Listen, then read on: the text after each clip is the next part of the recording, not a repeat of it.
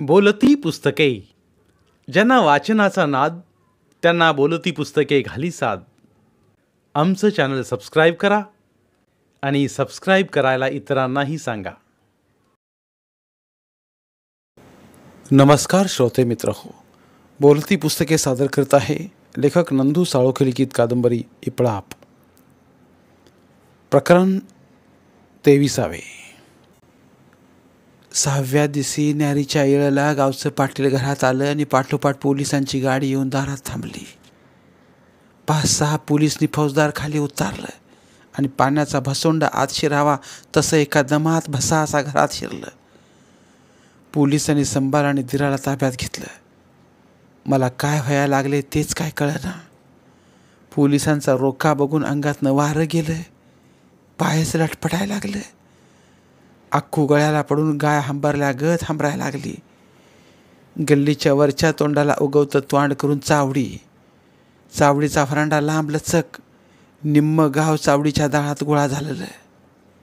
संभाने दिराला वडीत आणल्या गत चावडीत आणलं. संभाचा मैतरनी भावकीतल्या दोघांनी आधीच खांबासनी बांधून घातल्यालं. त्यात ह्या दोघांची भर पडली. मी अक्कू माणसांच्या गोळक्यात शिरलाव. जाऊ तिची पोरं पाठोपाठ आली. शारू तिचा नवरा समजल्या पेट पळत आलेली. काय झालंय ह्यासने असं का बांधून घातलंय कोणच काय सांगेना. माणसं तोंडातल्या तोंडात हळूहळू बोलते आली. सगळी चीन भिन झाला हो. पाटलाने आम्हा बायकासनी वर चावडीत घेतलं. फौजदार लाकडी खुर्ची टाकून बसल्यालं. पाटलाने माझ्या हाताला धरून फौजदारापुढं उभा केलं. ही बापू पाडेकराची बायको सावित्री, ही लेक अक्काताई, ही भन शारूबाई आणि ही भावज. पाटलांनी फौजदाराला आमच्या ओळखी करून दिल्या. सावित्रीबाई, नवरा कुठं आहे तुमचा? खुर्चीतनं फौजदारांना दरडावल्या गत विचारलं. मला तरी कापरं भरलं, तरी बी म्हणालो 5-6 रोज झालं कुठं पत्त्याच नाही त्यांचा. कसा असणार सैतानांची पिल्ली घरात असल्यावर? फौजदार म्हणाल. खरं मला काय कळाय नाही. त्यांच्या तोंडाकडे बघत गप्पच उभा राहिलो. बाई, मारला तुमच्या नवऱ्याला ह्या राक्षसांनी. फौजदार बोललं आणि कानात शिस तापून वतल्या गत झालं. ऊर हातभर फाटला. अंगावर ईज पडून झाड कोसळावं तशी खाली कोसळलो. कुठं आहेत माझं मालक? कुठं आहे माझा राजा? कुठे गेलाय माझ्या कुकवाचा धनी? मी भुई चावून चावडीची डिवळं उकरायला लागलो. बाबा गा म्हणून अक्काताई तर दादा म्हणून शारू रडायला लागली. बाई, तुमचा मालक कुठं मारून टाकलाय ठावा आहे तुम्हासनी? मी सांगतो. पिप्पळगावच्या सागवानाच्या डागत तिकडं जायचं आता. जरा धीर धरा, आधी हसनी बोलतं करता हो म्हणत फौजदार खुर्चीतनं उठलं आणि संभाच्या मुस्कटात 2 वाजवल्या. हातातल्या काठीनं लवण्या सडिकल्या. बोल, कसं कसं मारलंस बाला, बोल. 2 पोलीस पुढं झालं आणि त्यांनी बाकीच्यासनी 4-4 दांडकी हाणली. सांगतो साहेब, सांगतो, मारू नकोस. सगळी एकदम बोलली आणि माझ्या तळपायाची आग मस्तकात गेली. तू म्होरक्या नव रे ह्या काळ्या कारस्थानाचा, हा? फौजदारनं संभाचं केस मोठी धरून विचारलं. वय साहेब, सांगतो सगळं. संभाच्या तोंडातनं हे ऐकलं आणि लेकाला उपाजल्या पेट नरडं कोचून का मारला नाही हेच वाईट वाटलं. कुठल्या राक्षसाला जलम दिलाय मी? कोडच पडलं. तिरमुंडी देऊन उठलो. संभाच्या फाड मुस्कुटात मारल्या आणि 4 माझ्या बी मारल्या. पाटलाने येऊन मला मागं वडलं. भाड्या संभ्या, काय करून बसलास? हे कुठल्या जन्माचा वादी होऊन माझ्या पोटाला जलमलास? माटक्यान खालीच कोसळलो. अक्कूनी शारू दोन्ही बाजूनं मला धरून बसल्या. सांग की आता बाला कसा कसा मारल्यास ते म्हणत फौजदारानं संभाच्या पायावर जोरात काठी आणली. सांगतो साहेब, सांगतो, सगळं सांगतो. आणि संभा पोपटागत बोलायला लागला. साहेब, म्हातारी मरायच्या 15 दिवस आधी मैत्राचं आणि माझं ठरलं होतं की बाला आता सपवायचा. पण कशासाठी? फौजदारानं सावकाश खुर्चीवर बूट टेकत विचारलं. साहेब, तुम्हाला ठावं नाही, बाबानं भावकीला आणि आई सकट आम्हाला किती त्रास दिलाय तो. अरे म्हणून काय एखाद्याला असं जीवानीशी ठार मारायचं? कायदा कानून काय आहे का नाही? पाटलासनी सांगून वर कळवायचा होतास. काय काय नाही किती म्हणून कळवायचं साहेब. दारू खाऊन आईचा रोज छळवाद मांडलेला, त्या बाईच्या शिकवणीवरनं आम्हाला सुखानं योग घास खाऊ द्यायला नाही तिनं. आईनं हालात ख्याल करून प्रसंगाला शेवग्याच्या भाजीचं पिळं खायला लावून आम्हाला जतान केलेली. ह्यो मातूर त्या बाईच्या घरात चारी चीज खायचा. तिच्या पोरासनी ह्यो म्हणील ते आणून द्यायचं आणि आम्ही भणी भावंड तुकड्यासाठी वारं वावटाळी हिंडायचं. साहेब, जाणता झालो तरी बी आईनं आणि मी कारण नसताना ह्याचा रोज मार खायचा. संभाचं डोळं पाण्यानं भरलं. पाटील, पाणी प्यायला द्या त्याला. संभानं पाण्याचं 2 घोट पिलं. हो, बानं छळ केला, त्याचा राग मनात धरून बाला मारलास. आता कसा कसा मारलास ते सांग. सांगतो साहेब. संभानं डोळं पुसलं. म्हणाला, म्हातारीच्या 12 दिवसा बाजार करायला म्हणून उत्तूरला गेला. बाबानं त्या बाईला बी संग घेतलेली. बाईला बघूनच माझ्या मस्तकात तिडीक गेली. बाजारात आम्ही सगळी एकीकडं आणि ही दोघं नवरा बायको सारी एकीकडं. पुढं बोल. साहेब, तवाच ठरवलं या दोघांचा बी काटा आजच काढायचा. भावकीतल्या दोघांचा चुलत्याचा बाबावर दात होताच, त्यासनी हाताला धरलं. सगळं बयाजवार समजून सांगितलं. म्हणालो, तुम्ही नुसतं संग राहावा, मी बघतो काय करायचं ते. सगळी कबूल झाली. बाजार करून पिप्पळ गावात आला. हो, पिप्पळ गावात येऊन काय केलं सर? सांग, सगळं सगळं खरं खरं सांग. सगळीच थोडी थोडी दारू प्यायला. हो, बाबाला मायंदाळी दारू पाजवली. चाला येणं एवढा लाच केला आणि किंटीला तेला धरून घेऊन घरात आला. हो, संभा खिन्नभर बोलायचा थांबला आणि मग म्हणाला, पत्त्या नाही ते मारायला सोलपं म्हणून परड्या अंगाच्या महांगरात नेऊन झोपविला. आईनं घोंगडं वाकळा नेऊन हातरून पांघरून घातलं. पुढं. बाबाला दारू उतरायच्या आधी मारायचा होता. एकदा का बाबा सुधीत आला तर सगळ्यांचाच मुडदा पाडील हे 5 जण चांगलंच ओळखून होता, म्हणून घाई केली. निजानीज झाली आणि सगळी भांगरात जमला. दारासने आठवणीनं बाहेरनं कड्या घातल्या. सगळी जोडणीनं आल्याली. मैत्रानं कुऱ्हाड, चाकूनी बारकी शिलाची बॅटरी आणलेली. पुढं पुढं सांग. फौजदारानं दरडावलं. जमलेली सगळी तोंडात बोटं घालून ऐकते आली. योग पोलीस संभा बोलत्याला सबूतनी सबूत लिहून घेत्याला. साहेब, चौघांनी बाबाला बकरं धरावं तसं धरला. मी कुऱ्हाड हातात घेतली, माझं पाय लटपटलं. खरं भाताला उतू गेल्यागत मागचा सगळा राग माग वर आला. मैत्रानं बॅटरीचा उजेड बाच्या नरड्यावर पाडलेला. साहेब, पुढं सांग म्हणायचा बी सारला. खुर्चीतच सारखा वारका होऊन बसला. नदार निकान संभाकडे लागलेलं. साहेब, कुठनं एवढं बळने धाडस आलं काय की? डोळं लाल भडक झालं आणि रागासरशी हातातली कुऱ्हाड वर गेली आणि जोरात बाच्या नरड्यावर कोसळली. मैत्रानं लगेच बाबाचं तोंड दाबून धरलं. बॅटरी नरड्याजवळ नेली. रक्ताचा योग ठिपूस नाही, नुसता कच पडलेला. सगळीच चपापला. बाचं अंग पैलवाना सारं. बाबा लाता धाडायला लागला. पायासने धरल्याला दोघं हलपाटून पडलं. पुण्यांदा बाबाचं पाय जाम आवळून धरलं. गडबडनं मैत्रानं चाकू काढून दिला आणि बकऱ्या कोंबड्याचं मुडकं कापावं तसं बाचं नरडं कापलं. साहेब, नरडं कापलं. संभा ध्वा रडायला लागला. पाटलांनी प्यायला पाणी दिलं. संभा थंड झाला तशी सगळी चावडी बी थंडगार झाली. खिन्नभरानं साहेब म्हणालं, मारताना काय वाटा नाही, आता रडून काय उपयोग रे? पुढं सांग काय केलं असं ते.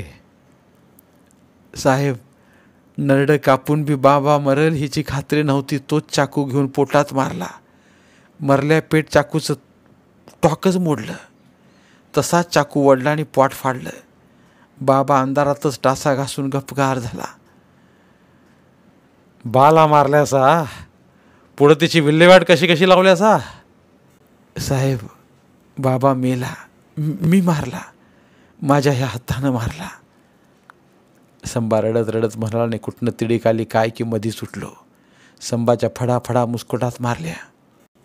माझ्या वाद्या, जलम दिलेला बाला मारलास. कुठं फिरशील रे हे पाप?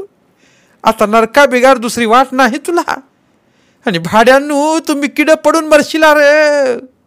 माझा सराफ आहे तुम्हासनी. एकाला बी सरळ मरण येणार नाही तुम्हासनी. माझं आथड तुटालंय. तुम्हाला बी कोली कुत्रीच खायची रे. पाटलाने मला मागं वडली.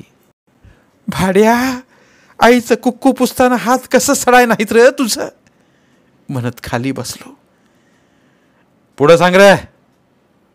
फौजदारनं परत दरडावलं.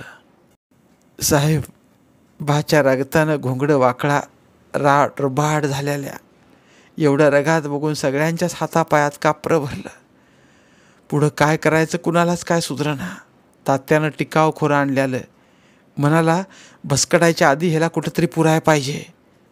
मग बाला वाकडनं झाकला आणि सगळी खालच्या अंगाला आमच्या परड्यात लाव. झणपण केली आणि कमरे एवढा डबरा काढला. बाबाला उचलून आणून डबऱ्यात घातला. वर खोऱ्यानं माती वडला. बा माती आड झाला आणि सगळ्यांच्या जीवात जीव आला. कुणाला कळू नये म्हणून डबऱ्यावर गवताचं काडं पसरलं. भांगराचा लाव. रगतानं भिजलेलं घोंगडं, वाकळा, कुऱ्हाड, चाकू एक जागी करून बांधलं. ते नेऊन खाली येशीतल्या भावीत टाकलं. बगटायला वकोत झाला. सगळे आपल्या आपल्या घरात झोपलाव. अरे मग ते पुरल्याला मड पिंपळगावच्या सागवानाच्या डागत कसं गेलं? तिला काय पाय फुटलं, काय पंख फुटली? सांगतो साहेब, सगळं सांगतो. परड्यातलं मड कावळी कुत्री उकरून काढतील हे भ्या सगळ्यांच्याच पोटात होतं. डोळं झाकायला तयार नव्हतं. भगटाला एक कलगूत मनात आली. कसली कलगूत रे? मड पिंपळगावच्या रानात नेऊन टाकायची.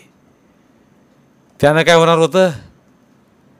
मड पिंपळगावच्या रानात टाकायचं आणि मागणं आपणच बोंब उठवायची. कसली बोंब? हेच की त्या बाईचा आणि बाचा वाद झाला आणि त्या बाईनंच मारेकरी घालून बाबाला मारून टाकला. खरं साहेब, हे सगळं व्हायच्या आधीच तुम्हाला आमची नावं कशी समजली काय की, आणि आमचं सगळंच पितळ उघडं पडलं. तपास करताना मला बी आधी तसंच वाटलं.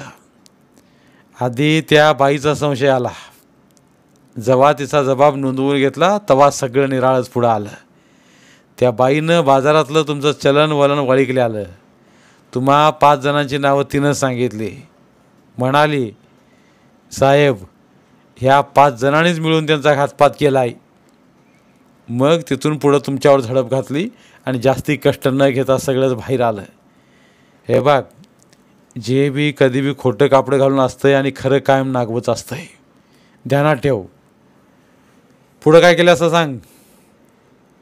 साहेब, दुसऱ्या रात्री मध्यानीला बाबाचं मडं डबऱ्यातनं उकरून बाहेर काढलं आणि पिंपळगावच्या हद्दीत सागवानाच्या डागत नेऊन जाळकांडात टाकलं.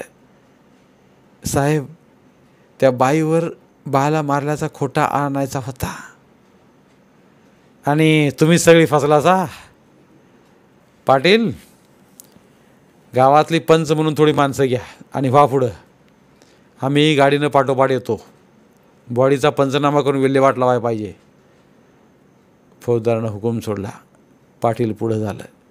पाठोपाठ माणसांचा लोंढा निघाला. उठलो आणि त्या माणसासंगच वाटेला लागलो. अक्कू, शारू, तिचा नवरा, जाऊबाई संग होती माझ्या धन्याचं शेवटचं दर्शन घ्यायला. मालकासनी मारून आज उन्हापुरा आठवडा होईत आल्याला. आता त्यांचं कुजून खत झालं असेल. आई भागूबाई, अजून काय काय नजरला दावणार आहेस ग माझ्या? लेकालाच माझं कुक्कू पुसायची बुध कशी दिलीस ग बाई? याक म्हणजे 1200 येव जायला लागलं. पायाखालची वाट दिसेना. 2 बायकांनी माझ्या 2 रट्ट्यासनी जाम धरलं होतं. तरी बी तोल जाऊन हेलपाटत होतोच. सगळी सागवानाच्या डागत आला. आधीच तिथं रखवालीला 2 पोलीस होतं. स्वतःचा मालक असून बी माणसं पुढं जाऊ दिनात. मटक्यात खालीच बसलो. तेवढ्यात मामा, 3 भाऊ, भावजा धापा टाकीत आहे. त्यासनी कुठनं कळालं काय की माझी नदार पाखरागत भिरभिरायला लागली. माणसातनं वाट काढीत नदार रानोमाळ फिरत्याली. कंबळी, मंजी, तानू, कुठं ग आहेसा? ह्या येळेला तुमचा आधार पाहिजे होता ग बायांनो. पोलिसांनी तोंडासनी फडकी बांधून मालकाचं मड सप्पई जाग्याला घेतलं. धने म्हणून तिकडं पळालो. मालकावर उपडी पडलो. मड्यात किडं वळवळायला लागल्यालं. रडं कुठं गेलं काय की मी मामाकडं रागानं बघितलं. मनात आलं, मामा जळत्या वळी दही टाकला तास. तुझ्या मनासारखं झालं बघ. एका दह्याच्या वाटीनं मालकासनी लई थोडं चांगल्या वळणावर आणल्यालं आणि दुसऱ्या दह्याच्या वाटीनं किडं पदरात टाकल्यालं. मालकांच्या मड्याचा पंचनामा केला.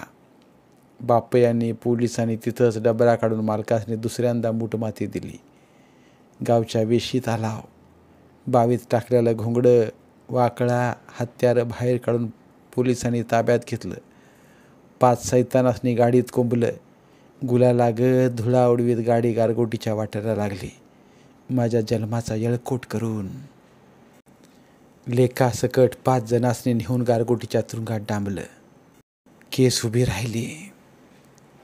वळकी पाळकी काढून कोल्हापूरचा वकील केला. खरं काय उपयोग झाला नाही. कोर्टाचा निकाल लागायचा तोच लागला. संबाला खुनाच्या आरोपात 14 वर्षाची सजा झाली आणि त्याला गुन्ह्यात साथ दिल्याबद्दल बाकीच्यासनी 3-3 वर्षांची सजा कोर्टानं जाहीर केली. सगळीजण सजा भोगाय कोल्हापूरच्या कळंबा जेलला गजाआड झाली आणि आपल्याच रक्तामांसाच्या माणसाने आपल्याच माणसांचा केसानं गळा कापला हेचंच लई वंगाळ वाटलं. माहेर गाईगत आणि सासर लांडग्याच्या अवलादीचं वाटायला लागलं. रडून रडून डोळ्यातलं पाणी आटलं. तशीच 3 वर्ष मागं सरली. लोक सोडून बाकीचं 4 जण सुटून आलं. दीर सुटून आला. खरं वहिनी कशी आहेस म्हणून विचाराय त्याला त्वांड नव्हतं. मला बी त्याचं त्वांड बघू वाटना. त्यो त्याच्या खोलीत आणि मी माझ्या खोलीत. जाऊबाई तेवढी वर उपचारी बोलायची. केल्यालं पाप दोघांच्या बी मनात कुठंतरी खात्यालं. मी बी जेवढ्यास तेवढंच वागायला लागलो. मालक गेलं. लोक तुरुंगात खडी फोडतोय. लेक दिली आली. वकिलाची फी भागवायसाठनं बैलाची दावी सोडली आली. घर रिकामं झालं. खाऊसं वाटलं. खायाची नि भूतागत एकटीच विचार करीत खोलीत बसायची. आखू भाऊ 8-15 दिवसानं येऊन भेटून जायची. संबा रजवर गावाला आला. तोंड बघायची इच्छा नव्हती. खरं आईचं हातडं ते आईचंच. एकचा एक लोक. लेकानं करून तो गुन्हा केला. त्याला देव बी माफी करणार नाही. देवाला कुठं आईचं काळजी आहे. सगळं गुन्हा माफ कराय आईचंच काळजी लागतंय. होय. मालकाला गोरीत बी थारा मिळाय नाही. मालक सर्गाच्या वाटेनं गेलं. त्याच्या वसाला ह्यो असला दिवा. मालकापरा 7 काकणं चढच. पुढं कसं व्हायचं कायच कळना. आतडं तळमळायला लागलं. धन्यवाद. उर्वरित कादंबरी पुढील भागात.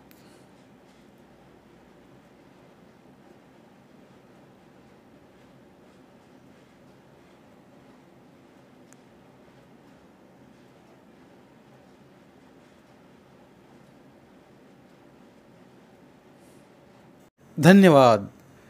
बोलती पुस्तके श्रोते मित्रांसाठी मराठी साहित्याचा खजिना फक्त 59 रुपयात.